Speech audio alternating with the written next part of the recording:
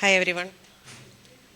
എൻ്റെ topic the working woman എന്നതിനെ മലയാളത്തിലാക്കിയതാണ് പെൺതൊഴിലുകൾ, വേതനക്കുരുക്കുകൾ എന്നൊക്കെ. ഞാൻ സ്ലൈഡെല്ലാം ഇംഗ്ലീഷ് തന്നെ ഉണ്ടാക്കിയിരിക്കുന്നത്, കുഴപ്പമില്ലെന്ന് വിചാരിക്കുന്നു. സോ എൻ്റെ ചോദ്യം, ആദ്യം നിങ്ങൾക്കൊരു ചോദ്യമാണ്. എന്താണ് നിങ്ങളുടെ ഡെഫിനിഷനിൽ വർക്കിംഗ് വുമൺ? ആരെയാണ് നിങ്ങൾ വർക്കിംഗ് വുമൺ എന്ന് വിളിക്കുന്നത് പൊതുവേ? What is the definition of a working woman in your vocabulary? ആർക്കെങ്കിലും പറയാനുണ്ടോ?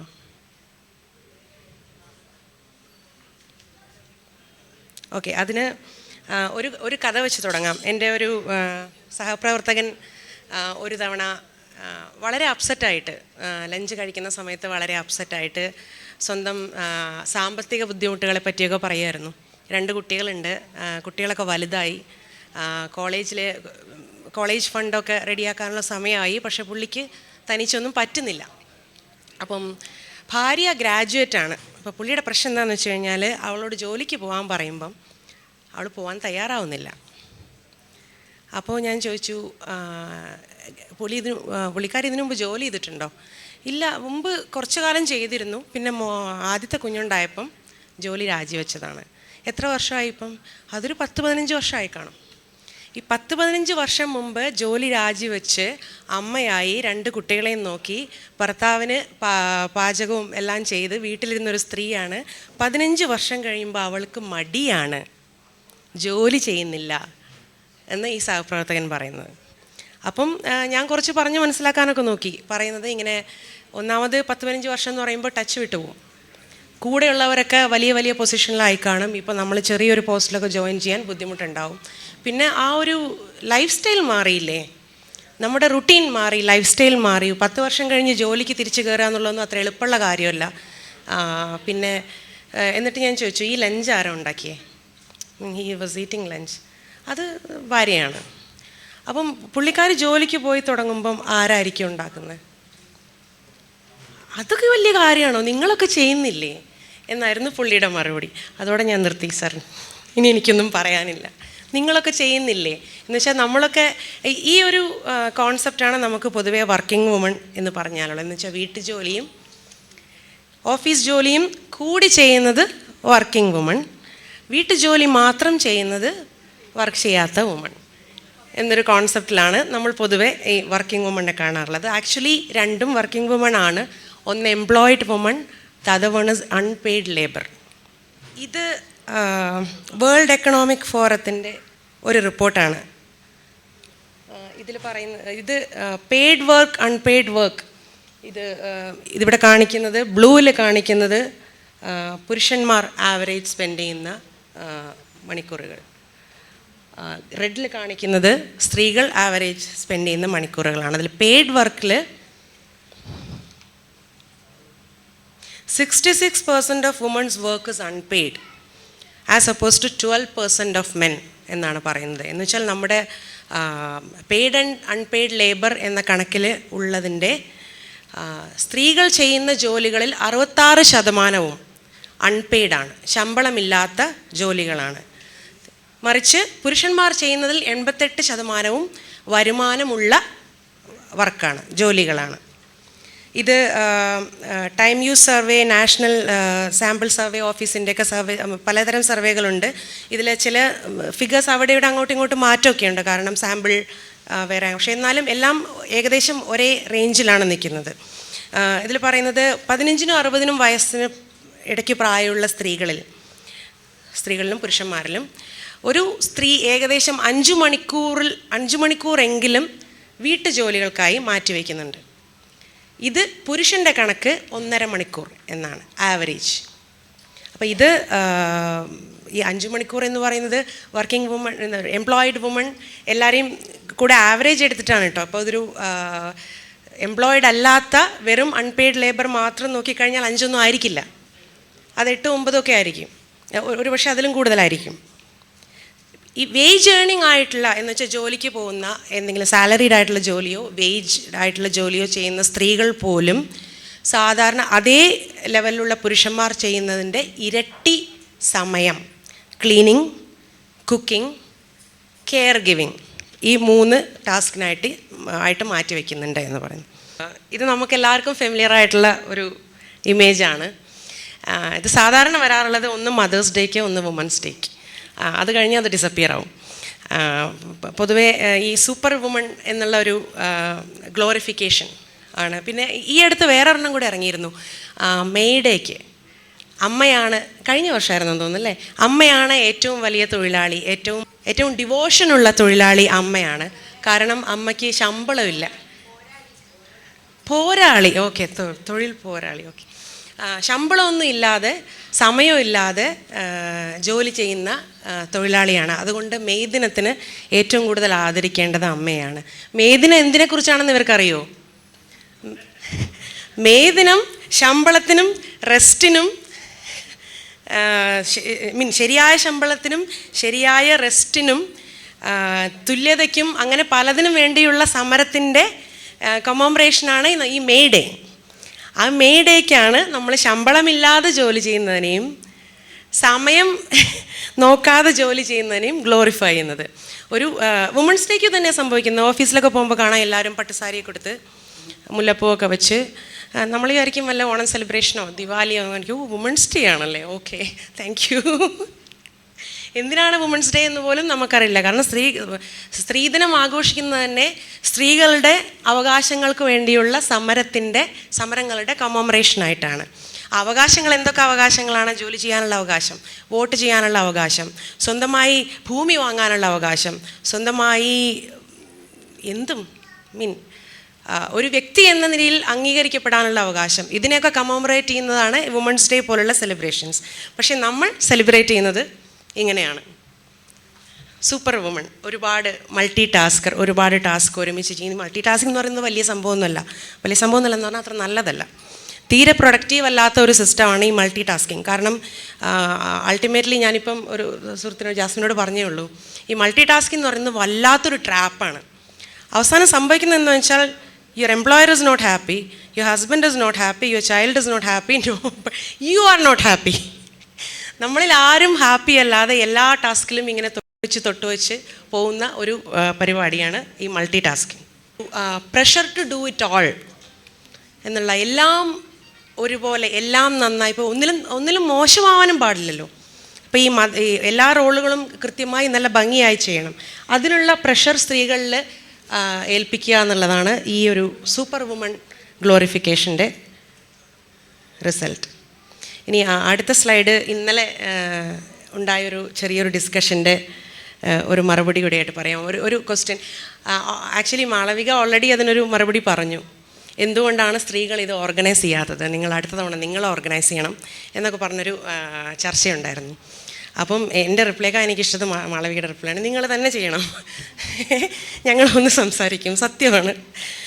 അതിൻ്റെ ഒരു പോയിൻ്റ് ഇതാണ്. ഇങ്ങനൊരു കോൺസെപ്റ്റ് കേട്ടിട്ടുണ്ടോ? Time poverty. ഈ സാമ്പത്തികമായ പോവർട്ടി മാത്രമല്ല, ദാരിദ്ര്യം മാത്രമല്ല, സമയദാരിദ്ര്യം എന്ന് നമ്മൾ കാഷ്വലായിട്ട് പറയുന്ന ഒരു യൂസേജിലല്ല, ടൈം പോവർട്ടി എന്നൊരു സംഭവമുണ്ട്. ഇത് ഒരു സ്ത്രീയുടെ ഒരു ദിവസം, ഒരു സ്ത്രീയുടെ അല്ല, ഇത് സാമ്പിൾ സൈസൊക്കെ അനുസരിച്ചിട്ട് പല കൺട്രീസിലും വ്യത്യാസം ഉണ്ടാവും. ഇത് ജസ്റ്റ് ഒരു എക്സാമ്പിൾ എടുക്കുന്നു എന്ന് മാത്രമേ ഉള്ളൂ. ഇതിൽ സെൽഫ് കെയർ ആൻഡ് മെയിൻ്റനൻസ് എല്ലാവരും അവനവൻ്റെ പേഴ്സണൽ കാര്യങ്ങളിൽ ചിലവഴിക്കുന്നത്, അത് അടുത്ത സ്ലൈഡിൽ പോയാൽ ആണുങ്ങൾക്കും അങ്ങനെ തന്നെയാണ്. ഏകദേശം 50% ഗോസ് ഫോർ ദാറ്റ്. അതിൽ സ്ലീപ്പ് എല്ലാം ഇൻക്ലൂഡഡ് ആയിരിക്കും. പിന്നെയുള്ളത് ശരിക്കും കാണുന്നില്ല. കൾച്ചർ, ലീഷർ, മാസ് മീഡിയ അങ്ങനെയുള്ള ആക്ടിവിറ്റീസിൽ സ്ത്രീകൾ ചെലവഴിക്കുന്ന സമയം 9.8%. Socialising, community participation, religious practice അങ്ങനെയുള്ള കാര്യങ്ങളിൽ ഒരു 8.8%. Learning 5.8%. Unpaid volunteer 0.1%. Unpaid caregiving services 2.6%. Unpaid domestic services 16.9%. പിന്നെയുള്ളത് പ്രൊഡക്റ്റീവ് ലേബർ, ആ കാണുന്നതാണ് റെഡ്, അത് വളരെ ചെറുതാണ്. ഇത് ഈ ആണുങ്ങളുടെ ടൈം ചാർട്ട് എങ്ങനെയാണെന്ന് നോക്കാം. അവിടെ സെൽഫ് കെയറും ബാക്കിയുള്ളതൊക്കെ വലിയ വ്യത്യാസമൊന്നുമില്ല. ബട്ട് ആ റെഡ് ആൻഡ് ബ്ലൂ നോക്കൂ, അൺപെയ്ഡ് ഡൊമസ്റ്റിക് സർവീസസ് പോലെയാണ് ഇവിടെ എംപ്ലോയിഡ് ടൈം. അതേപോലെ ഇവിടെ അൺപെയ്ഡ് ഡൊമസ്റ്റിക് സർവീസസ് ഉള്ളത് വളരെ ചെറുതാണ്, സ്ത്രീകളുടെ പെയ്ഡ് വർക്ക് പോലെ തന്നെ. സോ ഇങ്ങനെയാണ് ഒരു സ്ത്രീയുടെ സമയം. ഇത് എംപ്ലോയിഡ് ആയിട്ടുള്ള സ്ത്രീക്കും ഇങ്ങനെയൊക്കെ തന്നെയാണ്. എംപ്ലോയിഡ് ആയിട്ടുള്ള സ്ത്രീക്കും ഇതിലെ ചാർട്ടിൽ ചെറിയൊരു മാറ്റം ഉണ്ടാവുമെന്നല്ലാതെ ഈ വീട്ടുജോലികളിൽ നിന്നോ ചൈൽഡ് കെയറിൽ നിന്നോ മറ്റുള്ളവരെ മുതിർന്നവരെ കെയറിൽ നിന്നോ സ്ത്രീകൾക്ക് യാതൊരു മുക്തിയും ഉണ്ടാവുന്നില്ല. സോ അതാണ് ടൈം പവർട്ടി എന്നൊരു സാധനം ഹാൻഡിൽ ചെയ്യണമെങ്കിൽ സ്ത്രീകൾ മാത്രം വിചാരിച്ചാൽ പോരാ. ഇപ്പം നിങ്ങൾ ഓർഗനൈസ്ഡൂടെ എന്ന് നിങ്ങൾ ചോദിക്കുന്നില്ലേ? ഞങ്ങൾ ഓർഗനൈസ് ചെയ്യണമെങ്കിൽ അതിന് ഒരുപാട് സ്റ്റെപ്പ് ഇനിയും മുന്നോട്ട് പോകേണ്ടതുണ്ട്. കാരണം ഇവിടെ വരുന്ന സ്ത്രീകളെല്ലാവരും ഈ ഡിസ്കഷൻ നടന്നുകൊണ്ടിരിക്കുന്ന സമയത്ത് ഞാനിരുന്ന് സ്ലൈഡ് പ്രിപ്പയർ ചെയ്തുകൊണ്ടിരിക്കുകയായിരുന്നു. ഇന്നലെ രാത്രി 2 മണി വരെ ഇരുന്നിട്ടാണ് ഈ സ്ലൈഡ് ഉണ്ടാക്കിയത്. അതിനു മുമ്പ് എന്തുകൊണ്ട് എനിക്കത് ചെയ്യാൻ പറ്റിയില്ല? ഞാനും എന്നെപ്പോലെ ഞാൻ മറ്റുള്ളവരെ പോലെ തന്നെ ജോലി ചെയ്യുന്ന ഒരാൾ മാത്രമല്ലേ.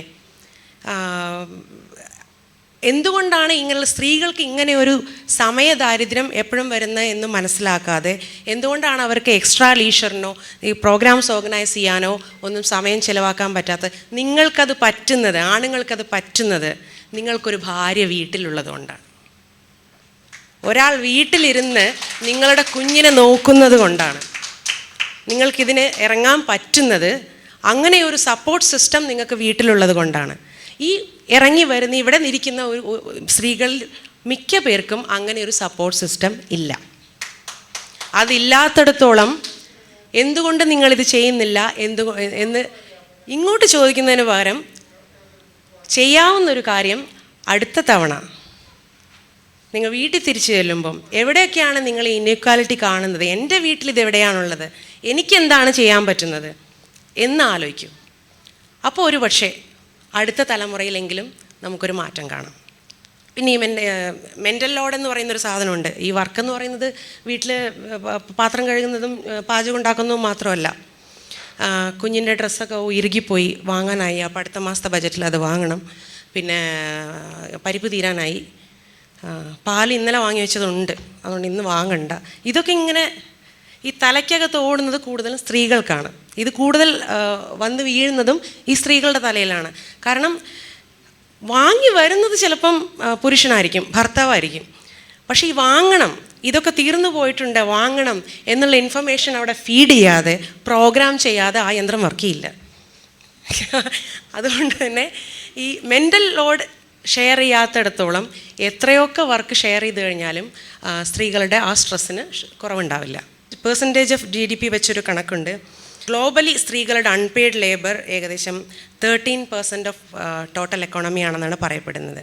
അത് ഇന്ത്യയിൽ എത്രയാണെന്നറിയോ? 40.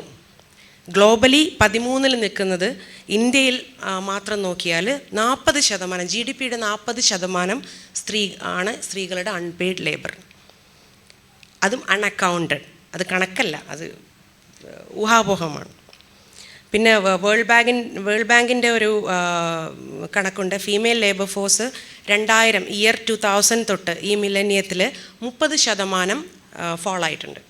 30% സ്ത്രീകൾ വർക്ക് ഫോഴ്സിൽ നിന്ന് വിട്ടുപോയിട്ടുണ്ട്. ഇത് ശരിക്കും ആ വിട്ടുപോയവരുടെ എണ്ണം കൂടുതലായിരിക്കും. കാരണം പുതുതായി ജോയിൻ ചെയ്യുന്നവരും ചേർത്തിട്ടാണല്ലോ ഈ ടോട്ടൽ ഫോൾ. അതിനർത്ഥം 1 in 3 women have left work force in last 20+ years. അടുത്ത ഒരു ഈ ടെർമിനോളജി നിങ്ങൾ കേട്ടിട്ടുണ്ടോ എന്നറിയില്ല. ഇമ്പോസ്റ്റർ സിൻഡ്രോം എന്ന് പറയും. ഒരുപാട് ഹയർ പൊസിഷനിൽ എത്തിപ്പെടുന്ന, അല്ലെങ്കിൽ ഓഫീസ് എൻവയൺമെൻറ്റിലൊക്കെ ഉള്ള, അല്ലെങ്കിൽ അക്കാദമിക് എൻവയൺമെൻറ്റിലുള്ള സ്ത്രീകൾ നേരിടുന്ന ഒരു പ്രശ്നമാണിത്. ഇമ്പോസ്റ്റർ സിൻഡ്രോം എന്ന് പറഞ്ഞാൽ ഒരുതരം സെൽഫ് ഡൗട്ടാണ്. ഞാനിതൊക്കെ അർഹിക്കുന്നുണ്ടോ? എന്നെക്കൊണ്ട് ഇതൊക്കെ പറ്റുമോ? അതൊക്കെ കുറച്ചുകൂടെ ബെറ്ററായിട്ടുള്ള ആൾക്കാർ ചെയ്യേണ്ട ജോലിയല്ലേ, ഞാൻ ചെയ്താൽ ശരിയാവില്ല എന്ന തോന്നൽ 75% ഫീമെയിൽ എക്സിക്യൂട്ടീവ്സിനുണ്ടെന്നാണ് പറയുന്നത്. ഒരു സർവേയുടെ റിസൾട്ടാണ്. 75% സ്ത്രീ എക്സിക്യൂട്ടീവുകൾ താൻ ഈ ഒരു സെൽഫ് ഡൗട്ടുമായിട്ട് ജീവിക്കുന്നവരാണ്. ഞാനിതൊന്നും അർഹിക്കുന്നില്ലെന്നോ, എനിക്ക് അർഹിക്കാത്ത എന്താണോ കിട്ടിയത് എന്നൊരു സെൽഫ് ഡൗട്ടുമായിട്ട് ജീവിക്കുന്ന ആൾക്കാരാണ്. അത് എക്സിക്യൂട്ടീവ്സ്. അപ്പോൾ സാധാരണ സ്ത്രീകളുടെ കാര്യം എന്തായിരിക്കും? ഇതിന് പല കാരണങ്ങളുണ്ട്. ഒന്ന്, ഗ്ലാസ് സീലിംഗ്, ഈ അൺഫെയർ ആയിട്ടുള്ള എക്സ്പെക്റ്റേഷൻസ് എന്ന് പറയില്ലേ, അത് പണ്ട് ഒബാമയും ട്രംപിനെയും പറ്റിയും ആരോ പറഞ്ഞു കേട്ടിട്ടുണ്ട്. ഒബാമയ്ക്ക് അമേരിക്കൻ പ്രസിഡൻ്റ് ആവാൻ ഏറ്റവും നല്ല യൂണിവേഴ്സിറ്റിയിൽ പഠിച്ച് അത്ര ക്ലിയർ ആയിട്ടുള്ള ഒരു ഇമേജും ബാക്ക്ഗ്രൗണ്ടും എല്ലാം വേണമായിരുന്നു. Trump just had to be white and rich.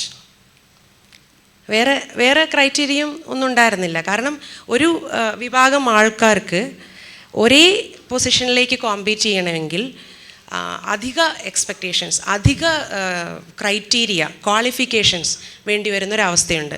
അത് സ്ത്രീകൾക്കുണ്ട്. സ്ത്രീകൾക്ക് മാത്രമല്ല, അത് സോഷ്യലായിട്ടുള്ള എല്ലാ ഇതിൽ മാർജിനലൈസേഷനും അത് ബാധകമാണ്. പിന്നെ വർക്ക് ലൈഫ് ബാലൻസ്, ഇതെല്ലാം കൂടെ ചേർന്ന് വരുമ്പോഴാണ് ഈ ഇമ്പോസ്റ്റർ സിൻഡ്രോം ആയി മാറുന്നത്. ഒരു 2023 ഒരു സ്റ്റഡി ആണ് 75% കണക്ക്. വേറൊരു one of the reasons for this impostor syndrome is lack of role models. നമുക്ക് ഈ റോൾ മോഡൽസ് എന്ന് പറയാൻ കൂടുതൽ, ഇപ്പോൾ നേരത്തെ ശീതൾ ചൂണ്ടിക്കാണിച്ചില്ലേ, നമ്മൾ ഫീമെയിൽ റോൾ മോഡൽസിനെ അധികം പ്രൊമോട്ട് ചെയ്യാറില്ല. അങ്ങനെ ഒരുപാട്, അത് നമ്മുടെ മനഃപൂർവ്വം ചെയ്യുന്നതല്ല, നമ്മുടെ ഒരു മൈൻഡ് സെറ്റിൽ അത് ശരിക്കും ആർട്ടിഫിഷ്യലായിട്ട് തിരികെ കയറ്റണം, എക്സ്പ്ലിസിറ്റായിട്ട് നമ്മൾ ചെയ്യേണ്ടി വരും. അല്ല, നാച്ചുറലി നമ്മളൊരു ലിസ്റ്റ് എടുക്കുമ്പം ആദ്യം വരുന്നത് എപ്പോഴും പുരുഷന്മാരുടെ പേരുകളായിരിക്കും. ഫീമെയിൽ റോൾ മോഡൽസ് വളരെ കുറവായിട്ടേ നമ്മൾ യൂസ് ചെയ്യാറുള്ളൂ, അത് പ്രസൻറ്റ് ചെയ്യാറുള്ളൂ. പിന്നൊന്ന് family, supportive family system, supportive work environment, ഇങ്ങനെ ഒരുപാട് ഫാക്ടേഴ്സ് ഉണ്ട്. ഇത് ജനറലി കുറച്ച് നാൾ മുമ്പ്, 2 വർഷം മുമ്പേ കണ്ട ഒരു സർവേ ഉണ്ടായിരുന്നു. സ്ത്രീകളുടെ റിസ്ക് ടേക്കിംഗ് ബിഹേവിയർ വളരെ കുറവാണ്. ഒന്ന്, ഈ IT പോലുള്ള ഫീൽഡുകളിൽ ഒരു ജോലി വിട്ട് വേറൊരു ജോലിക്ക് പോകുമ്പോഴാണല്ലോ പൊതുവേ നമ്മുടെ ഒരു ഫിനാൻഷ്യൽ ഇത് ഇമ്പ്രൂവ് ചെയ്യുന്നത്. അത് സ്ത്രീകൾ പൊതുവേ ജോലി വിടുന്നത് എൻ്റെ കുറച്ച് കാരണങ്ങൾ അതിൽ ലിസ്റ്റ് ചെയ്തിട്ടുണ്ടായിരുന്നു. സ്ത്രീകൾ ജോലി വിടുന്നത് വേറൊരു ജോലിക്ക് വേണ്ടിയിട്ട് ആവുന്നത് വളരെ കുറവാണ്. പ്രധാന കാരണം സ്പൗസ് റീലൊക്കേഷൻ, ചൈൽഡ് ബർത്ത് അല്ലെങ്കിൽ കല്യാണം, ഇങ്ങനെ ഉള്ള റീസൺസിനാണ് സ്ത്രീകൾ പൊതുവേ ജോലി വിടുന്നത്. അത് മിക്കവാറും ഒരു കരിയർ ബ്രേക്കിൽ അവസാനിക്കുകയും ചെയ്യും. അത് കഴിഞ്ഞ് ജോയിൻ ചെയ്യുമ്പം ദെയർ സാലറി ഗോസ് ഡൗൺ. അപ്പോൾ അൾട്ടിമേറ്റ്ലി പോകെ ഈ പേ ഗ്യാപ്പ് ഇൻക്രീസ് ആവും, കരിയർ ഗ്രോത്ത് ഡിക്രീസ് ആവും. ജെൻഡർ പേ ഗ്യാപ്പ് ഇന്ത്യയിൽ ഇപ്പോഴും ഈ ലെവലിലാണ് നിൽക്കുന്നത്. സ്ത്രീകളുടെ ഓരോ പുരുഷനും 100 രൂപ ഏൺ ചെയ്യുന്ന സ്ഥലത്ത് അതേ ജോലിക്ക് ഒരു സ്ത്രീക്ക് കിട്ടുന്നത് 85 രൂപയാണ്. ഇത് ഓൺ ആവറേജ് ആണ്. CEO-മാരുടെ എന്ന് വെച്ചാൽ എക്സിക്യൂട്ടീവ്സിൻ്റെ കാര്യം എടുത്തു കഴിഞ്ഞാൽ average compensation pay to woman 1.9 crore against 2.2 crore. അത്രയും വ്യത്യാസം ആ ഒരു ഹയസ്റ്റ് പൊസിഷനിൽ തന്നെയുണ്ട്. 7% വുമൺ റെപ്രസെൻറ്റേഷനേ ഉള്ളൂ ടോപ്പ് മാനേജ്മെൻറ്റ് പൊസിഷൻസിൽ. അതിൽ 5% വുമൺ റെപ്രസെൻറ്റേഷനേ ഉള്ളൂ. ഇതിൽ 21 ഈ 200 ഓർഗനൈസേഷൻ അവർ സർവേ ചെയ്തതിൽ 21 ഓർഗനൈസേഷനിൽ ഒരു സ്ത്രീ മാത്രമേ ടോപ്പ് മാനേജ്മെൻറ്റിൽ ഉണ്ടായിരുന്നുള്ളൂ. ആ ടോക്കൺ പൊസിഷൻ ആരെങ്കിലും വേണ്ടേ? ഇത് മൊത്തമായിട്ട് ആണുങ്ങളാണെന്ന് ആരും പറയരുതല്ലോ. അതുകൊണ്ട് ഒരു സ്ത്രീ, അത് നേരത്തെ പറഞ്ഞതുപോലെ അവരുടെ എല്ലാ ക്രൈറ്റീരിയയും സാറ്റിസ്ഫൈ ചെയ്യുന്ന ഒരു സ്ത്രീ ആയിരിക്കും അത്. പിങ്ക് സീറ്റ് എന്ന് പറയും. ഇനി അഗ്രികൾച്ചർ സെക്ടറിലേക്ക് പോയാലോ,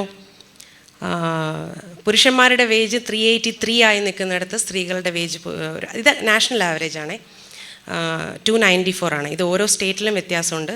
തമിഴ്നാട്ടിൽ ഏറ്റവും കൂടുതൽ ഈ വേജ് ഗ്യാപ്പ് ഉണ്ടെന്നാണ് പറയുന്നത്, 112 രൂപ വ്യത്യാസം. നമ്മൾ മോശമൊന്നുമല്ല, 46 രൂപ വ്യത്യാസമുണ്ട്.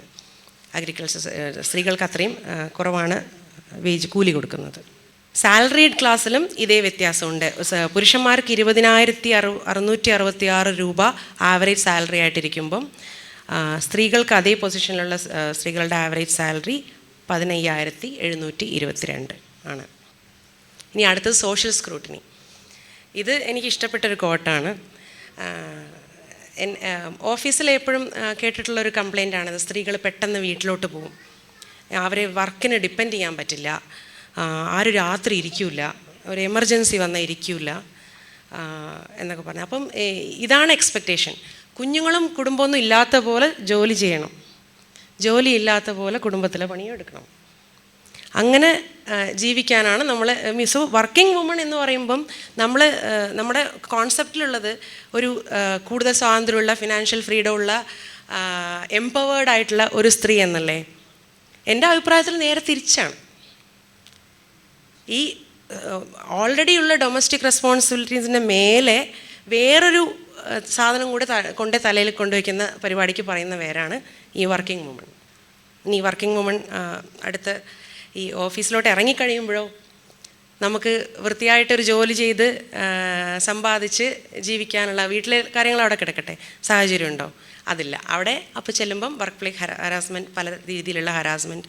എനിക്ക് ഓർമ്മയുണ്ട്, പണ്ട് ഞാൻ ജോലി ചെയ്തിരുന്നൊരു കമ്പനിയിൽ ഒരു ഡയറക്റ്റ് ഹരാസ്മെൻറ്റ് പോലും ആയിക്കൊള്ളണമെന്നില്ല. ഒരു മാനേജ്മെൻറ്റ് പൊസിഷനിലുള്ള ഒരാളാണ്. പുള്ളി ഇറങ്ങി പോകുന്ന സമയത്ത് ഇങ്ങനെയാണ് എല്ലാവരെയും നോക്കിയിട്ട് പോവുക. ഇങ്ങനെ എല്ലാവരെയും ഒന്ന് സ്കാൻ ചെയ്ത് വൃത്തിയായി. അപ്പം എനിക്കിത് ഇയാളെന്താ ഇങ്ങനെ നോക്കുന്നത്? പോകുമ്പോൾ എല്ലാ പെണ്ണുങ്ങൾക്കും ഇതറിയാം.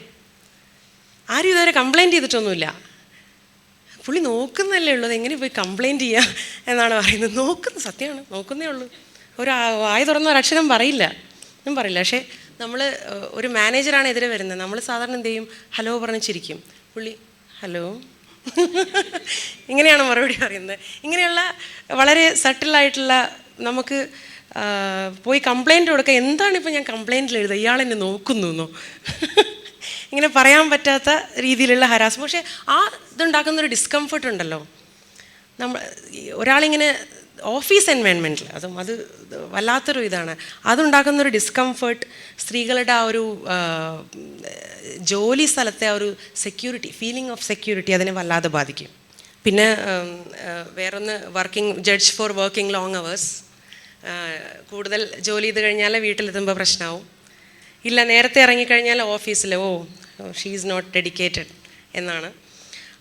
ഈ ഉപ്പ് കൂടിയാലും കുറ്റം, കുറഞ്ഞാലും കുറ്റം എന്ന് പറയില്ലേ, അതുപോലെ അവസ്ഥയാണ് എംപ്ലോയിഡ് സ്ത്രീകൾ നേരിടുന്നത്.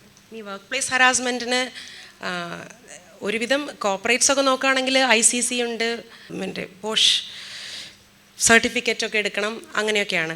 പക്ഷെ അത് എത്രത്തോളം കുറേ ഇൻറ്റേർണൽ സർവീസ് വരുമ്പം അറിയാം എത്ര പേര് ധൈര്യപ്പെടുന്നു. ഒരു സൈക്കോളജിക്കൽ സേഫ്റ്റി സർവീസിൽ എത്ര സ്ത്രീകൾ ധൈര്യമായിട്ട് ഇത്രയൊക്കെ പറഞ്ഞിട്ടും എത്ര പേര് ധൈര്യപ്പെടുന്നു? 50% പേര് പോലും ധൈര്യപ്പെടില്ല എന്നാണ്.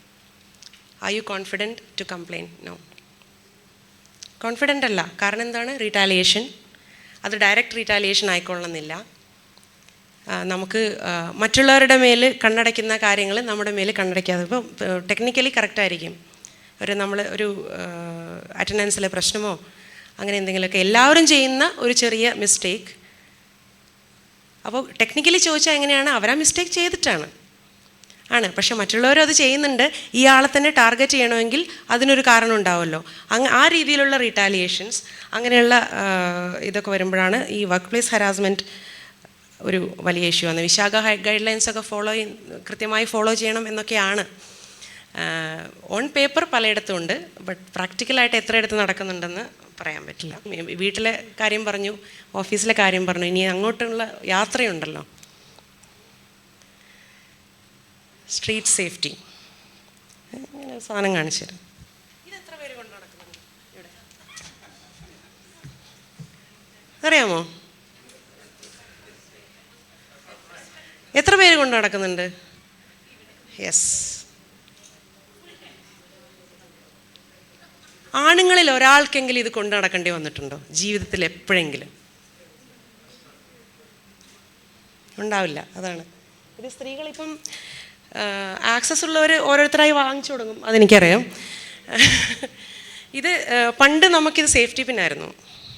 പണ്ട് ഇത് ഈ പെപ്പർ സ്പ്രേ പോലുള്ള സാധനങ്ങളൊന്നും അറിയില്ലല്ലോ, അത് സേഫ്റ്റി പിന്നായിരുന്നു. ബസ്സിൽ നമുക്ക് ദുപ്പട്ടയ്ക്കൊരു സേഫ്റ്റി പിൻ, പിന്നെ കൂട്ടത്തിൽ ഏറ്റവും ഷാർപ്പായിട്ടുള്ളത് നമ്മൾ എടുത്ത് കയ്യിൽ വെച്ചേക്കും. അത് ബസ്സിലെ ചില പ്രത്യേക സ്വഭാവക്കാർക്കുള്ളതാണ്. അപ്പോൾ ഇങ്ങനെയാണ് ഈ വീട്ടിൽ നിന്ന് ഇത്രയും പ്രശ്നങ്ങളുണ്ടെന്ന് വെച്ചോ, ഓഫീസിൽ അത്രയും പ്രശ്നങ്ങളുണ്ടെന്ന് വെച്ചോ, ഇന്ന് വഴിക്കെങ്കിലും സമാധാനം വേണ്ടേ? എവിടെ? ഈ സ്ട്രീറ്റ് ഹരാസ്മെൻ്റ് എന്ന് പറയുന്നത് സ്ത്രീകൾ അവരുടെ മാനസികാവസ്ഥ മോശമാക്കുന്നത് മാത്രമല്ല, ഈ വീട്ടിൽ നിന്നുള്ള കൺട്രോളും കൂടും. ഇത്രയൊക്കെ കഷ്ടപ്പെട്ട് നീ എന്തിനാണ് ജോലിക്ക് പോകുന്നത്, വീട്ടിലിരുന്നൂടെ? ഒരു ഇൻസിഡൻറ്റ് ഉണ്ടായാൽ, ഒരു ബസ്സിലൊരു ഇൻസിഡൻറ്റ് ഉണ്ടായാൽ, അല്ലെങ്കിൽ എന്തെങ്കിലും കാര്യത്തിൽ കംപ്ലയിൻറ്റ് കൊടുത്തു കഴിഞ്ഞാൽ നീ ഇനി ജോലിക്ക് പോകണ്ട എന്ന് പറയുന്ന ഭർത്താക്കന്മാരും പാരൻസും ഒരുപാടുണ്ട്. പിന്നെ street safety comments and remarks അതൊക്കെ വിട്ടുകളാം. നേരത്തെ പറഞ്ഞ പോലെ ഓഫീസിലെത്തിയ നോട്ടം കൊണ്ടും ഒരാളെ നമുക്ക് ഇൻസെക്യൂർ ആക്കാം, അത്രേ ഉള്ളൂ. തുടരണമെന്നൊന്നുമില്ല. ഡ്രൈവിങ്, എൻ്റെ ഒരു സുഹൃത്ത്, കോഴിക്കോടുള്ളൊരു സുഹൃത്ത് പറയാറുണ്ട്, വണ്ടി എടുത്തുകൊണ്ട് റോഡിലേക്ക് ഇറങ്ങിക്കഴിഞ്ഞാൽ പേടിയാണ്. ഈ പൊതുവെ ഒരു സ്റ്റീരിയോ ടൈപ്പ് ഉണ്ട്, സ്ത്രീകൾ നന്നായി ഡ്രൈവ് ചെയ്യില്ല എന്നുള്ളത്. അത് ഒരുതരം, സത്യം പറഞ്ഞാൽ അതൊരു തരം സെൽഫ് ഫുൾഫില്ലിങ് പ്രോഫസിയാണ്. ഈ സ്ത്രീകൾ ഡ്രൈവ് ചെയ്യില്ല എന്ന് പറഞ്ഞ് നമ്മുടെ തന്നെ തലയിലൊരു ഫീലുണ്ട്, നമുക്ക് വൃത്തിയായിട്ട് ഡ്രൈവ് ചെയ്യാൻ പറ്റില്ല. എനിക്ക് ആ പ്രശ്നമുണ്ട്. അതൊന്ന് പോരാത്തതിന് അവർ ചെയ്യുന്ന ചെറിയ മിസ്റ്റേക്ക് പോലും, നേരത്തെ പറഞ്ഞ പോലെ എല്ലാവരും ചെയ്യുന്ന മിസ്റ്റേക്ക് ആയിരിക്കും, പക്ഷെ ഒരു ചെറിയ മിസ്റ്റേക്ക് ആരെങ്കിലും വീഡിയോ പിടിച്ചു കഴിഞ്ഞാൽ അത് എങ്ങനെയാണ് ഫേസ്ബുക്കിലും ഇതിൽ ഓടുന്നതെന്ന് കണ്ടിട്ടില്ലേ? പെണ്ണുങ്ങൾ വണ്ടി എടുത്ത് ഇറങ്ങിയിട്ട് പ്രശ്നമാക്കി എന്ന രീതിയിലാണ് അവതരിപ്പിക്കുന്നത്. അത് പ്രത്യേകിച്ച് എന്തെങ്കിലും ആക്സിഡൻറ്റ് എന്തെങ്കിലും ആയിക്കഴിഞ്ഞാൽ ഡ്രൈവിംഗ് സീറ്റിൽ സ്ത്രീയാണെന്ന് കണ്ടു കഴിഞ്ഞാൽ ആറ്റിറ്റ്യൂഡ് തന്നെ വേറെയാണ്. വെറുതെ അല്ല, ആണുങ്ങൾ ആക്സിഡൻറ്റ് നടക്കണ്ടാണോ? ആക്ച്വലി കണക്കുകൾ പറയുന്നത് പുരുഷ ഡ്രൈവർമാരിലാണ് ആക്സിഡൻറ്റ് പെർസെൻറ്റേജ് കൂടുതൽ എന്നാണ്. പക്ഷേ നമ്മുടെ സ്റ്റീരിയോ ടൈപ്പ് നേരെ തിരിച്ചാണ്. ഇപ്പോൾ റോഡ് ഹരാസ്മെൻറ്റ്, ഇപ്പം നേരത്തെ നമ്മുടെ തിരുവനന്തപുരം ആര്യ രാജേന്ദ്രൻ്റെ എക്സ്പീരിയൻസൊക്കെ കണ്ടില്ലേ? അവരുടെ അത്രയും പ്രിവിലേജ്ഡ് ആയിട്ടുള്ളൊരു സ്ത്രീയുടെ, അധികാരസ്ഥാനത്തുള്ളൊരു സ്ത്രീയുടെ അവസ്ഥ അതാണെങ്കിൽ മറ്റു സാധാരണക്കാരുടെ അവസ്ഥ എന്തായിരിക്കും? പിന്നെ അത് കംപ്ലയിൻറ്റ് ചെയ്ത് കഴിഞ്ഞാൽ ഇപ്പോൾ നമുക്ക് പുതിയൊരു പ്ലാറ്റ്ഫോമുണ്ട്, cyber world social media harassment. അതിന് റെഡിയാവാതെ ഒരാളും ഒരു കംപ്ലയിൻറ്റും പോകരുത് എന്നൊരവസ്ഥയാണ് ഇപ്പോൾ ഉള്ളത്. 2-3 വർഷം മുമ്പ് ഒരു റിപ്പോർട്ട് വായിച്ചിരുന്നു. ഒരു 20 വർഷം മുമ്പ് നമ്മുടെ IIT-കളിൽ നിന്നും IIM-കളിൽ നിന്നും ഇറങ്ങിയ, അല്ലെങ്കിൽ മറ്റ് അക്കാദമിക് ഇൻസ്റ്റിറ്റ്യൂഷനിൽ നിന്ന് ഇറങ്ങിയ സ്ത്രീകളൊക്കെ എവിടെ പോയി? കാരണം 20 വർഷം മുമ്പ് ഇറങ്ങിയ സ്ത്രീകൾ എന്ന് പറയുന്നത് എൻ്റെ ഒക്കെ ജനറേഷൻ, അവർ ശരിക്കും ഇപ്പോൾ ഇരിക്കേണ്ടത്, ആ സമയത്തുള്ള ആണുങ്ങൾ ഇരിക്കുന്ന പൊസിഷൻസ് നോക്കിക്കഴിഞ്ഞാൽ അവരിപ്പോൾ ഈ ടോപ്പ് മാനേജ്മെൻറ്റ് പൊസിഷനിൽ വേണ്ടതാണ്. ഒരു വലിയ പെർസെൻറ്റേജ് സ്ത്രീകൾ ഉണ്ടായിരുന്നു, 50% ഉണ്ടായില്ലായിരിക്കും, 50% ഇല്ല, പക്ഷെ നല്ലൊരു പെർസെൻറ്റേജ് IIM-കളിൽ നിന്നും IIT-കളിൽ നിന്നും ഇറങ്ങിയിട്ടുണ്ട്. അവരൊക്കെ ഇപ്പോൾ എവിടെയാണ്? അവരൊക്കെ വീട്ടിലാണ്. ഓരോരുത്തരായിട്ട് കൊഴിഞ്ഞു പോകുന്നത് ഈ നേരത്തെ പറഞ്ഞ പോലെ സ്പൗസ് റീലൊക്കേഷൻ ഒരു വലിയ റീസണാണ്. കാരണം സ്പൗസ് റീലൊക്കേഷൻ പൊതുവേ ഭാര്യയ്ക്ക് വിദേശത്ത് ജോലി കിട്ടിയെന്ന് പറയുന്നത് ഭർത്താവ് കൂടെ ഇല്ലെന്നല്ല, കുറവാണ്. പക്ഷേ തിരിച്ച് വളരെ കോമൺ ആണ്. സ്പൗസ് പോയി കഴിഞ്ഞാൽ കൂടെ പോയേ പറ്റൂ. പിന്നെ ഒന്ന്, പലരും വിവാഹത്തോടെ അങ്ങനെ റീലൊക്കേറ്റ് ചെയ്യും. പിന്നെ കുറച്ച് പേര് ആദ്യത്തെ കുഞ്ഞുണ്ടാകുമ്പോൾ, ഇനി ആദ്യത്തെ കുഞ്ഞുണ്ടായിട്ടും പിടിച്ചു നിൽക്കുന്നവർ രണ്ടാമത്തെ കുഞ്ഞുണ്ടായാൽ എന്തായാലും ജോലി രാജിവെക്കും, വേറെ നിവൃത്തിയില്ല. കാരണം ഇവിടെ it takes a village to raise a child എന്നൊക്കെ പറയുമെങ്കിലും വില്ലേജ് പൊതുവേ നമ്മൾ ഒരു വ്യക്തിയോ 2 വ്യക്തികളോ ആയിരിക്കാനാണ് സാധ്യത. ഇതിൽ വുമൺ ക്വിറ്റ് ദെയർ ജോബ്സ്, അതിൻ്റെ റീസൺസിൻ്റെ ഒരു പെർസെൻറ്റേജാണ്. വളരെ പ്രധാനപ്പെട്ട ഒരു കാര്യം അവർ പറയുന്നത് സാലറി അല്ല പ്രധാന റീസൺ. സാലറി ഒരു റീസണേ അല്ല. മെച്ചപ്പെട്ട ഒരു വരുമാനത്തിന് വേണ്ടി സ്ത്രീകൾ ജോലി മാറുന്നത് വളരെ കുറവാണ്. അതുകൊണ്ട് തന്നെ ഇഫ് യു ആക്ച്വലി അങ്ങനെ ഒരു സ്ത്രീകളെ ഹയർ ചെയ്ത് കഴിഞ്ഞാൽ കമ്പനികൾക്ക് നല്ലതാണ്. കാരണം ഒരു കോമ്പറ്റിറ്റീവ് ആയിട്ടുള്ള ഇതിൽ അങ്ങനെ ഒരു നേച്ചർ സ്ത്രീകൾക്ക് നമ്മുടെ സൊസൈറ്റിയിൽ ഇല്ല. അവർക്ക് ബുദ്ധിമുട്ടാണ് അങ്ങനെ ചെയ്യാൻ. പക്ഷേ നല്ലൊരു വർക്ക് എൻവയൺമെൻറ്റ് ഇല്ലാതെ, നല്ലൊരു സപ്പോർട്ടീവ് ഹോം എൻവയൺമെൻറ്റ് ഇല്ലാതെ അവർക്ക് അവിടെ പിടിച്ചു നിൽക്കാൻ പറ്റില്ല. അതുകൊണ്ടാണ് ആട്രിഷൻ റേറ്റ് കൂടുന്നത്. ഇനി ഇത് മുമ്പൊരിക്കൽ ഫേസ്ബുക്കിലോ മറ്റോ പണ്ട് ആക്റ്റീവായിരുന്ന സമയത്ത് ഉണ്ടായിട്ടുള്ളൊരു മെറ്റേണിറ്റി ലീവ് ഡിസ്കഷൻ നടന്നിരുന്നു. ഈ മെറ്റേണിറ്റി ലീവ് പൊതുവേ സ്ത്രീകൾക്ക് 6 വീക്സ് ഉള്ള സ്ഥലങ്ങളുണ്ട്, 3 months ഉള്ള സ്ഥലങ്ങളുണ്ട്, 6 മാസമുണ്ട്, ചില സ്ഥലങ്ങളിൽ 1 വർഷവും 2 വർഷവും കൊടുക്കുന്നവർ, അത് കുറച്ച് ലോസ് ഓഫ് പേ ആണെങ്കിലും കൊടുക്കുന്നവരുണ്ട്. പുരുഷന്മാരുടെ പൊതുവേ 3 ദിവസം, ചില സ്ഥലത്ത് 5 ദിവസം, ആൻഡ് കുറച്ചും കൂടെ പ്രോഗ്രസീവ്, ഞങ്ങൾ അത്യാവശ്യം മോഡേൺ ആയിട്ടുള്ള കമ്പനിയാണെങ്കിൽ 10 ദിവസം. ഇങ്ങനെയൊക്കെയാണ് പൊതുവേ കണക്ക്. ഈ ഇപ്പോഴത്തെ കേസിൽ ആ ഒരു ഭാര്യ എന്ന് പറയുന്നത് ഒരു മനുഷ്യജീവിയാണല്ലോ, അതിൻ്റെ ദേഹത്തെ മുറിവുണങ്ങുന്ന വരെയെങ്കിലും ഈ ഭർത്താവിന് അവധി കൊടുത്തൂടെ? അത് പറ്റില്ല. എന്നിട്ട് ഈ മെറ്റേണിറ്റി ലീവിനെ കുറിച്ചുള്ള ഡിസ്കഷൻസിൽ ചേട്ടന്മാർ വന്ന് ബഹളം ഉണ്ടാക്കും. നിങ്ങൾക്ക് എന്തൊക്കെ പ്രിവിലേജസ് ആണ്, നിങ്ങൾക്ക് മെറ്റേണിറ്റിക്ക് ലീവ് കിട്ടുന്നു, കുട്ടിയെ ഉണ്ടാക്കാൻ ലീവ് കിട്ടുന്നു. എൻ്റെ സഹോദരന്മാരെ, നിങ്ങൾ പ്രശ്നം ഉണ്ടാക്കേണ്ടത് സ്ത്രീകൾക്ക് ലീവ് കിട്ടുന്നു എന്നതിനല്ല, നിങ്ങൾക്ക് കിട്ടുന്നില്ല എന്നതിലാണ്. നിങ്ങളൊരു ഈക്വൽ പാരൻ്റാണ്. നിങ്ങൾക്ക് സ്ത്രീകൾക്ക് കിട്ടുന്ന അത്രയും മെറ്റേണിറ്റി ലീവ് എത്രയുണ്ടോ അത്രയും പാറ്റേണിറ്റി ലീവ് ഞങ്ങൾക്കും വേണമെന്ന് പറഞ്ഞ് നിങ്ങൾ സമരത്തിനിറങ്ങി. ഞങ്ങൾ പിന്നാലെ വരാം, മുദ്രാവാക്യം വിളിച്ച് ഞങ്ങൾ പിന്നാലെ വരാം. കാരണം ഞങ്ങൾക്കും ആവശ്യമുണ്ട് അങ്ങനെ ഒരു പാർട്ട്ണറെ. ഈ മാറ്റേണിറ്റി ലീവ് എന്ന് പറയുന്നത് സ്ത്രീക്ക് കൊടുക്കുന്നൊരു പ്രിവിലേജ് അല്ല, അത് കുട്ടികൾക്ക് വേണ്ടിയുള്ളതാണ്. ആ കുട്ടികൾ നിങ്ങളുടെ കൂടെയാണ്. അപ്പോൾ ഈ മെറ്റേണിറ്റി ലീവിനെ കുറ്റം പറയുന്ന സമയത്ത് നിങ്ങൾ പറ്റേണിറ്റി ലീവിന് വേണ്ടി ക്യാമ്പയിൻ നടത്തൂ. അതിനുവേണ്ടി നിങ്ങളുടെ പൊളിറ്റിക്കൽ പ്രഷർ ഉണ്ടാക്കാൻ നോക്കൂ. അതിനിത്ര ഈ പറയുന്ന സ്ത്രീകളെല്ലാം അതിൻ്റെ കൂടെ നിൽക്കും. മെറ്റേണിറ്റി ലീവിന് കൂടെ നിന്നവർ അത്രയും അതിൻ്റെ കൂടെ നിൽക്കും, ഒരു സംശയവുമില്ല. ഇനി അടുത്ത ക്വസ്റ്റ്യൻ ഇതുപോലെ പലപ്പോഴും വിവാദമായിട്ടുള്ളൊരു ക്വസ്റ്റ്യനാണ്. ഈ അലിമണി എന്ന് പറയുന്നത്, നിങ്ങൾ ഇത്ര വലിയ വാദക്കാരൊക്കെ ആണെങ്കിൽ ഈ ഡിവോഴ്സ് നടക്കുമ്പോൾ എന്തിനാണ് അലിമണിയെ ജീവനാംശത്തിന് എന്തിനാണ് പ്രോത്സാഹിപ്പിക്കുന്നത്? കാരണം ഈക്വൽ ആണെങ്കിൽ എല്ലാം ഈക്വൽ ആയിരിക്കണ്ടേന്ന്. പിരിഞ്ഞു പോകുമ്പോൾ കൈയും കൊടുത്ത് പിരിഞ്ഞു പോകും, അത്രേ ഉള്ളൂ. അതിൻ്റെ ഒരു കോസ്റ്റ് ഓഫ് മാരേജ് എന്നൊരു സംഭവമുണ്ട്. ഈ നമ്മുടെ ഒരു ട്രഡീഷണൽ സൊസൈറ്റിയാണ്. ഒരു ട്രഡീഷണൽ സൊസൈറ്റിയിൽ ഈ കോസ്റ്റ് ഓഫ് മാരേജ് ഏറ്റവും കൂടുതൽ അനുഭവിക്കുന്നത് സ്ത്രീകളാണ്. അതിപ്പോൾ നേരത്തെ പറഞ്ഞ ഓരോന്നും അതിൻ്റെ അതുമായിട്ട് ബന്ധപ്പെട്ട പോയിൻറ്റ്സാണ്. ഇപ്പം കരിയർ ലോസ്, കരിയർ ബ്രേക്സ് എടുക്കേണ്ടി വരിക, അല്ലെങ്കിൽ ഉപേക്ഷിക്കേണ്ടി വരിക, അതുവഴി സർവീസ് ഇയേഴ്സ് നഷ്ടമാവുക, സമയം ഒരുപാട്, ഈ ടൈം പോവർട്ടി, ഇൻകം ലോസ്, ഇങ്ങനെ പലതരത്തിലുള്ള സാമ്പത്തികവും മാനസികവുമായ നഷ്ടങ്ങൾ സ്ത്രീക്ക് ഈ കോസ്റ്റ് ഓഫ് മാരേജ് ആയിട്ട് ഉണ്ടാകുന്നുണ്ട്. അത് പ്രത്യേകിച്ചും ഡിവോഴ്സ് കൂടെ ആകുമ്പോൾ അതിൻ്റെ കോമ്പൻസേഷനാണ് ഈ പറയുന്ന ജീവനാംശം. അല്ലാതെ അത് സ്ത്രീകൾ നിങ്ങളെ കാശെടുത്ത് കട്ടുകൊണ്ട് പോകുന്നതല്ല. പിന്നെ cost of having A baby, ഒരു കുട്ടി കൂടെ ഉണ്ടെങ്കിൽ cost of having A baby. ഈ സെലിബ്രിറ്റീസിൻ്റെ കാര്യം ഇന്നലെ ഞാനും ജാസ്മിനും കൂടെ സംസാരിച്ചിരുന്നു. ഈ കുട്ടികളുണ്ടായിക്കഴിഞ്ഞാൽ സെലിബ്രിറ്റീസ് പോലും പെട്ടെന്ന്, ആണുങ്ങളാണെങ്കിൽ ഫീൽഡിൽ തന്നെ കാണും, നടിമാരൊക്കെ പെട്ടെന്ന് കുറച്ച് നാളേക്ക് അപ്രത്യക്ഷമാവും അല്ലേ. അപ്പോൾ അവർക്ക് അവരുടെ ബിസിനസ്സാണല്ലോ, അവരുടെ ഒരു വർക്ക് എൻവയൺമെൻ്റ് ആണല്ലോ അത്. അവർക്കതിൽ അത്രയും വലിയ ആൾക്കാർക്ക് പോലും അതൊരു വലിയ നഷ്ടം ഉണ്ടാക്കുന്നുണ്ട്. അപ്പോൾ അതുകൊണ്ട് ലെസ് ഇയേഴ്സ് ഇൻ കരിയർ, പിന്നെ health issues, self image issues, ഇങ്ങനെ ഒരുപാട് പ്രശ്നങ്ങളിലൂടെയാണ് ഒരു സ്ത്രീ കടന്നു പോകുന്നത്. ഇതെല്ലാം കഴിഞ്ഞിട്ടാണ് നിങ്ങൾ ഈ ഡിവോഴ്സ് ഇപ്പം നമുക്ക് ഈക്വൽ ആവാം എന്ന് പറയുന്നത്. ഈക്വാലിറ്റി വേണമായിരുന്നു, തുടക്കം തൊട്ടേ വേണമായിരുന്നു. തുടക്കം തൊട്ടേ ഈക്വൽ ആയിട്ടുള്ള മാരേജിലാണ് നിങ്ങളെങ്കിൽ നിങ്ങൾക്ക് ജീവനാംശം വേണ്ട എന്ന് പറയാനുള്ള അവകാശമുണ്ട്. പക്ഷെ അങ്ങനെ ഒരു മാരേജ് പോലും ഞാൻ ഇതുവരെ കണ്ടിട്ടില്ല. പിന്നെ വേറൊന്ന്, റിസർവേഷൻ. സ്ത്രീകളുടെ റിസർവേഷൻ എപ്പോഴും കോൺട്രവേഴ്സി ആവാറുള്ള വിഷയമാണല്ലോ. സ്ത്രീകൾക്ക് മാത്രമല്ല കേട്ടോ. ഈ കാർട്ടൂൺ എനിക്ക് ഇഷ്ടപ്പെട്ടുകൊണ്ട് ഇവിടെ ഇട്ടതാണ്. അവർ കയറി വരുമ്പോൾ പറയും U don't fit in here, നിങ്ങൾ ഭയങ്കര ഡിഫറെൻ്റ് ആണ്, നിങ്ങൾ ഞങ്ങളുടെ കൂട്ടത്തിൽ ചേരുന്നില്ല. ശരി, ഇത് എങ്ങനെയാണെങ്കിൽ ഞങ്ങൾക്ക് മാത്രമായിട്ടൊരു സ്ഥലം ഉണ്ടാക്കാം എന്ന് പറഞ്ഞാൽ അവരൊരു സ്ഥലം ഉണ്ടായിക്കഴിഞ്ഞാൽ നിങ്ങൾ എന്തിനാണ് ഞങ്ങളെ എക്സ്ക്ലൂഡ് ചെയ്യുന്നത്? ഇപ്പം നിങ്ങളല്ലേ ഡിസ്ക്രിമിനേഷൻ കാണിക്കുന്നത്, ഞങ്ങൾ എന്തിനാണ് എക്സ്ക്ലൂഡ് ചെയ്യുന്നത് എന്ന് പറയും. എന്നിട്ട് അവർ വീണ്ടും തിരിച്ച് കയറ്റിയാലോ, you are different, you don't fit in here. ഇത് ഒരുവിധം മാർജിനലൈസ്ഡ് ആയ എല്ലാവരും ഫേസ് ചെയ്യുന്ന ഒരു ഇഷ്യൂ ആണ്. ഈ റിസർവേഷൻ എന്ന് പറയുന്നതും ഈ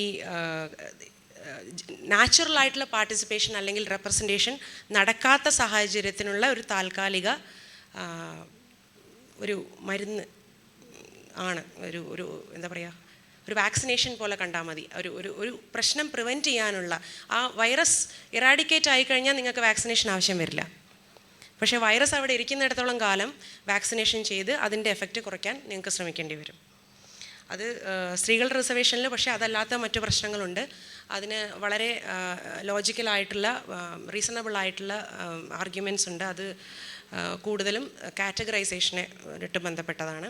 സബ് കാറ്റഗറീസ് റിസർവേഷൻ കൊടുക്കാതെ ജനറൽ വുമൺസ് റിസർവേഷൻ എന്ന് പറഞ്ഞു കഴിഞ്ഞാൽ മാർജിനലൈസ് കമ്മ്യൂണിറ്റീസ് വീണ്ടും പുറകോട്ട് പോകും. കാരണം ഇതെല്ലാം മുന്നോട്ട് വരുന്നത് സവർണ സ്ത്രീകൾ മാത്രമായിരിക്കും. അങ്ങനെ ഒരു പ്രശ്നമുണ്ട്. അത് വളരെ ന്യായമായിട്ടുള്ള ഒന്നാണ്. അതിനെ തീർച്ചയായിട്ടും അംഗീകരിക്കുന്നു. പക്ഷേ ആസ് സച്ച് ഈ റിസർവേഷൻ എന്ന് പറയുന്നത് ഒരു ഇങ്ങനെ ഫേവർ ഒന്നുമല്ല. അത് നിങ്ങൾ നാച്ചുറലായിട്ട് ഒരു റെപ്രസെൻറ്റേഷൻ നടക്കുന്നില്ല എന്ന സിറ്റുവേഷൻ്റെ ആ വൈറസിനെ ഒന്ന് വീര്യം കുറയ്ക്കാനുള്ളൊരു ചെറിയ വാക്സിനേഷൻ മാത്രമാണ്. ഈ ഗ്രൗണ്ട് റിയാലിറ്റി, ഈ ഗ്ലോബൽ ജെൻഡർ ഗ്യാപ്പ് റിപ്പോർട്ട് എല്ലാ വർഷവും ഇറങ്ങുന്നതാണ്. അതിൽ ഇന്ത്യ ഇത്തവണ, കഴിഞ്ഞ വർഷം 135 അത് നോക്കുമ്പോൾ ഇത്തവണ ഭേദമാണ് കേട്ടോ. ഇത്തവണ 127. മൊത്തം ഉള്ളത് 146 രാജ്യങ്ങൾ. പറയുന്നത് ഒരു ഏകദേശം 64% overall gender gap India close ചെയ്തിട്ടുണ്ട്. 64% മാത്രം. അതിൽ എക്കണോമിക് പാർട്ടിസിപ്പേഷൻ, ഓപ്പർച്യൂണിറ്റി അങ്ങനത്തെ കാര്യങ്ങളിൽ വരുമ്പം 36% ക്ലോസ് ചെയ്തിട്ടുള്ളൂ. അപ്പോൾ എക്കണോമിക് പാർട്ടിസിപ്പേഷൻ ആണല്ലോ ഇതിൻ്റെയൊക്കെ വലിയൊരു അളവുകോലായിരിക്കേണ്ടത്. അവിടെ നമ്മൾ 36% ക്ലോസ് ചെയ്തിട്ടുള്ളൂ എന്ന് പറയുമ്പം ബാക്കി 64% ഗ്യാപ്പ് അവിടെ നിലനിൽക്കുന്നുണ്ട്. എനിക്കറിയാവുന്ന ചില കാര്യങ്ങളൂടെ പറഞ്ഞിട്ട് അവസാനിപ്പിക്കാം. ഈ നമ്മൾ നേരത്തെ മെറ്റേണിറ്റി ലീവിൻ്റെ കാര്യം പറഞ്ഞല്ലോ. 6 മാസം ആണ് ഇപ്പം ഇന്ത്യയിലെ മെറ്റേണിറ്റി ലീവ്. എത്രയോ 50 എംപ്ലോയീസിൽ കൂടുതലുണ്ടെങ്കിൽ 6 മാസം കൂടെ, അങ്ങനെ എന്തൊക്കെയാണ്. അത് ആ ചേഞ്ചിൻ്റെ one of the first beneficiaries ആയിരുന്നു ഞാൻ പ്രഗ്നൻ്റ് ആയിരിക്കുന്ന സമയത്താണ് ആ പ്രസിഡൻറ്റ് അതിങ്ങനെ വെയിറ്റ് ചെയ്ത് നിൽക്കുമായിരുന്നു. ഇന്ന് ഒപ്പിടുമോ നാളെ ഒപ്പിടുമോ എന്ന് പറഞ്ഞ്. ഭാഗ്യത്തിന് ഞാൻ ലീവിന് പോകുന്നതിന് ഒപ്പിട്ടു. എന്നിട്ട് അത് പക്ഷേ കേരളത്തിലെ ഗവൺമെൻറ് എംപ്ലോയീസിന് ഈ മെറ്റേണിറ്റി ലീവ് ഉണ്ട്, 6 months ആപ്ലിക്കബിളാണ്. പക്ഷേ ഇവർക്ക് കുറേ കോൺട്രാക്റ്റ് ആയിട്ടുള്ള എംപ്ലോയീസ് ഉണ്ടല്ലോ. ഇവരിൽ ആർക്കും ഈ 6 മാസം മെറ്റേണിറ്റി ലീവ് ആപ്ലിക്കബിൾ അല്ല. അവരെന്താ സ്ത്രീകളല്ലേ, അവർ എംപ്ലോയീസ് അല്ലേ. മെറ്റേണിറ്റി ലീവ് മാത്രമല്ല, ലാക്ക് ഓഫ് ഫെസിലിറ്റീസ്, ഈ ഒരു ഓഫീസിൽ ഉണ്ടായിരിക്കേണ്ട ബേസിക് ഫെസിലിറ്റീസ് ഇല്ലേ, സാനിറ്റേഷൻ ഫെസിലിറ്റീസ് പോലും സ്ത്രീകൾക്ക് പ്രോപ്പറായിട്ടില്ലാത്ത ഓഫീസ് ബിൽഡിങ്ങുകളുണ്ട്, പ്രത്യേകിച്ച് കോൺട്രാക്ട് സ്റ്റാഫ് കൂടുതലുള്ള സ്ഥലങ്ങളിൽ. പിന്നെ ഈയിടെ ആയിട്ട് അവർ ഇൻട്രൊഡ്യൂസ് ചെയ്തൊരു സിസ്റ്റമാണ് ഈ 1 day ബ്രേക്ക്. ഈ കുടുംബശ്രീ പോലുള്ള അതിൽ കോൺട്രാക്റ്റ് എംപ്ലോയ്മെൻറ്റിന് 1 മാസം 1-ാം തീയതി നിങ്ങൾ തിരിച്ച് ജോയിൻ ചെയ്യണം, 2-ാം തീയതി തിരിച്ച് ജോയിൻ ചെയ്യണം. ഓരോ മാസമാണ് നിങ്ങളുടെ കോൺട്രാക്റ്റ്. അടുത്ത മാസം നിങ്ങൾ തിരിച്ച് ജോയിൻ ചെയ്യണം. അപ്പോൾ എന്തു പറ്റും, നിങ്ങളുടെ സർവീസിൽ ഒരിക്കലും വർഷങ്ങളുണ്ടാവില്ല. Service is always 1 month. നിങ്ങളുടെ ലേറ്റസ്റ്റ് സർവീസ് 1 month ആണ്. ഈ തിരിച്ച് ജോയിൻ ചെയ്യുക എന്ന് പറയുന്നത് ഈ എക്സ്പ്ലോയിറ്റേഷൻ്റെ അങ്ങേ തലയാണ്. മാസം ഇതൊക്കെ. പിന്നെ ഈ മെറ്റേണിറ്റി ലീവ്, കോൺട്രാക്ട് എംപ്ലോയീസിൻ്റെ സാലറി പിന്നെ പറയണ്ട, അത് മറ്റൊരു സ്റ്റോറിയാണ്. പിന്നെ ഈ ഗ്രൗണ്ട് റിയാലിറ്റിയിൽ നമുക്ക് പിന്നെയും കാണാൻ പറ്റുന്ന ഈ ഡൗറി ഹരാസ്മെൻറ്റ് ആൻഡ് ഡെത്ത്സ് ഒന്നും ഞാനിപ്പോൾ പ്രത്യേകിച്ച് പറയേണ്ട ആവശ്യമില്ല. നമ്മൾ ദിവസേന എന്നോണം ന്യൂസ് പേപ്പറിൽ വായിക്കുന്നതാണ്. എന്നാലും നമ്മൾ എന്താ പറയുക, ഡൗറി എന്നൊക്കെ സ്ത്രീകൾ കള്ളം പറയുന്നതാണ്. ഡിവോഴ്സ് പേപ്പറിൽ എഴുതുമ്പം അത് കള്ളമാണ്. മരിച്ചു കഴിഞ്ഞാൽ മാത്രമേ നമുക്കതിൽ സത്യം മനസ്സിലാവൂ. ഒരാൾ ഡിവോഴ്സ് പേപ്പറിൽ അത് കള്ളം ചെയ്യുന്നവരില്ല എന്നൊന്നും ഞാൻ പറയുന്നില്ല കേട്ടോ. എല്ലാ നിയമത്തെയും ദുരുപയോഗിക്കുന്ന മനുഷ്യരുണ്ട്.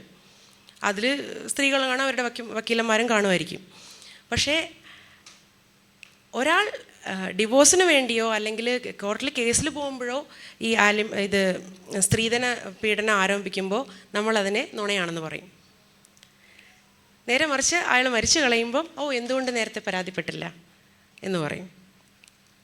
പിന്നെ ഈ acid attacks, domestic violence, marital rape, ഇതൊക്കെ നമ്മുടെ ഒരു സ്ത്രീകളുടെ ജീവിതത്തിൻ്റെ ഒരു ഡെയിലി റിയാലിറ്റിയാണ് ഇതെല്ലാം.